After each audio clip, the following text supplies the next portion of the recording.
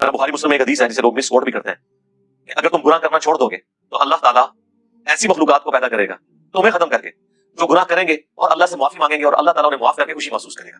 لیکن معافی جو ہے وہ پاکستان والی معافی نہیں ہے.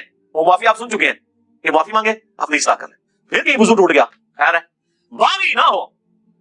بغاوت اور چیز ہے, بغاوت یہ ہے کہ بالکل کوئی پرواہ نہیں ہے اور معافی اس کے لیے. اچھا یہ جو جتنی معافی کی رحمت کی یاد ہے نا, یہ ان مجرمین کے لیے نہیں جو بغاوت میں اترے ہوئے, یہ ان کے لیے جو اللہ کے راستے پہ چل رہے ہیں کہ وہ کہیں پر مایوس نہ ہو جائے. جیسا سورہ الزمر میں ہے لا تقنطوا من رحمت اللہ, اے نبی میرے بندوں کو خبر کر دو اس حوالے سے کہ وہ اللہ کی رحمت سے مایوس نہ ہو, جنہوں نے اپنی جانوں کے اوپر ظلم کیا ہے اللہ کی رحمت سے مایوس نہ ہو, اللہ تعالیٰ سارے گناہوں کو معاف کر دے گا.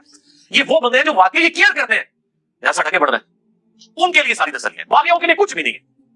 جس کو کبھی اللہ کا خیال ہی نہیں آیا, جس نے اللہ کو سیریس نہیں لیا, اس کے لیے کوئی رحمت کی یاد نہیں ہے.